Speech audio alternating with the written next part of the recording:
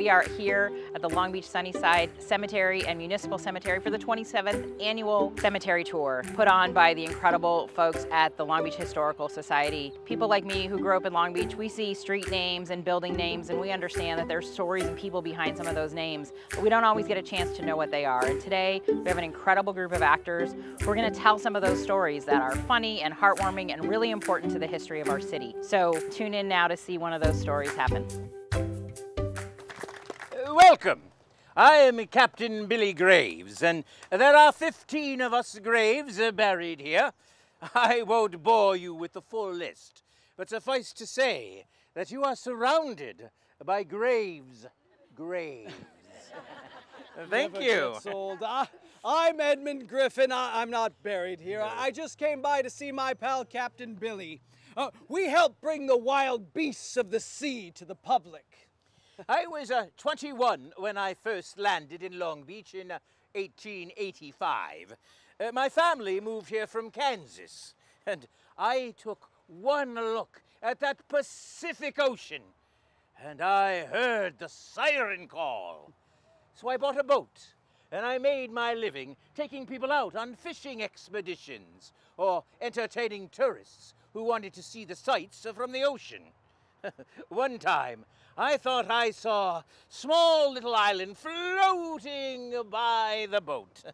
Turns out, it was a gigantic sea turtle, nearly 20 feet long and almost 3,000 pounds. Why, I took one look at that magnificent creature, and I thought, somebody, hand me my harpoon! He hit it, but didn't kill it. It was later seen by other boaters, recognized by the harpoon embedded in its shell. Well, there were even larger sea creatures in Long Beach waters, whales. In 1897, an ailing 63-foot-long whale was towed to the shoreline and became an immediate fascination. People flocked from all around to see it. Railroads offered whale excursions to bring people to Long Beach. The locals named the whale Minnie, but it wasn't long before Minnie took her last breath. And as poor Minnie decomposed, the odor, it became overpowering. Well, a local taxidermist, he came in and he removed all the flesh and the blubber. And then the bones, they were displayed all around the city. Why, they were at the pier and at the basement of the public library, Colorado Lagoon, and finally at the fire station number 1 on Pacific. A zoology student visited Minnie and counted the bones. Yes. Someone had stolen a vertebra from her tail. Although never recovered, the spectacle of Minnie's skeleton remained an attraction for many years. Eventually, Minnie's bones would find a home at LA's Natural History Museum. Now, by 1913, whale fishing offered yet another profitable enterprise: fertilizer. See, there was a large plant out by the harbor, and it took in whales and other fish, and then it dried them out, and it turned them into a rather odorifice, a compost. The residents of Long Beach complained to the city council about the stench. They turned it over to the health department, who ordered the plant owner to stop. He refused. He was arrested and released. The police said that they would arrest him every day until he closed the plant. To the relief of neighbors, he complied. But just a few years later, whales were once again the targets of capitalism. This time for their tasty tenderloin steaks. Now, my family, we operated a small fish market down at the end of the pier. And I can tell you that those steaks, they were popular. Now, let's get to the important part of this story, Billy. The era when these enormous sea animals became eye-popping exhibits that put cash in the pocket. I still remember how many times people asked me about that gigantic sea turtle. And about Minnie the whale before she became Minnie the skeleton. The whale exhibition era, it began with harpooned whales that were anchored just offshore. And boatmen, like me, we would charge people a quarter and take them out to see them. Well, you know, when those whales decomposed, the odor, it just wafted onshore. And when the complaints, they got loud enough, The whales were pulled out to sea and then they were unmoored. Now, some investors and I saw the potential. We knew that we could lure more paying customers if we took this show on the road. In our case, the railroad. Well, your first whale was over 80 feet long, even larger than Minnie. Yes, we loaded these leviathans on rail cars and pulled and parked them on side rails up and down the coast. You never saw so many people, all lined up to pay their quarter to see a whale. Signs claimed that the exhibits were educational. We outfitted men in blue uniforms with brass buttons to talk about the creatures. Yes, it reminded me of the pike. Let me tell you something. I went out and I talked to one of those men in the fancy nautical uniforms. And, well, the closest that he ever came to the ocean was when he had sea bass for dinner.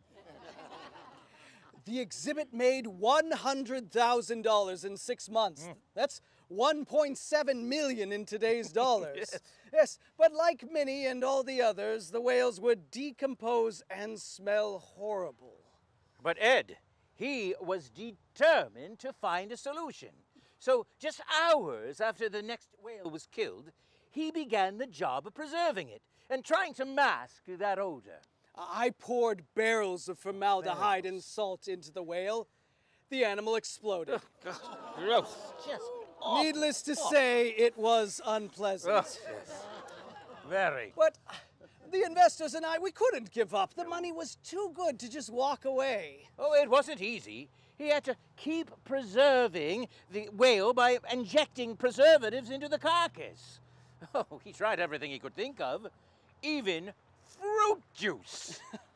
I shopped at local mortuaries. It takes considerably more fluid to embalm a whale than even the portliest human. Well, finally, I found something that preserved the creature. It masked even the foulest odor. Yes. My friends, this man standing here before you, Edmund Griffin, was the first person to ever embalm a whale. Think of that. Whale embalming. It began right here in Long Beach. I had to train men for the process of embalming whales. At the height of the craze, there were 10 different whales across the country on exhibit. There were exhibits in England, Japan, China, and the Philippines. Like the circus, whenever the exhibit was coming to town, advanced men would take out ads in local papers and plaster up posters to attract crowds. And in spite of the stock market crash of 1929, demand for these exhibits grew. Now, I could understand that. I mean, as a boy growing up in Kansas, I would have been the first in line to see such amazing creatures for just 25 cents. And our exhibits, they became more elaborate. Oh, yes, he got a flea circus, and he advertised that they had the largest and the smallest creatures on Earth, all in the same place. Still, I could tell. People were losing interest. We weren't seeing the crowds or the profits we had in the past. It seemed that people who would pay to see an embalmed whale had already done so. Yes, well, today, harpooning whales for exhibits would be rightfully illegal, not to mention publicly very unpopular. Oh, I know they'd come after me for harpooning that sea turtle. I mean, they are endangered now. But, you know, back in those days, people, they just didn't talk about those things. I wouldn't have done it if I had known. Well, Billy, times have changed. That they have.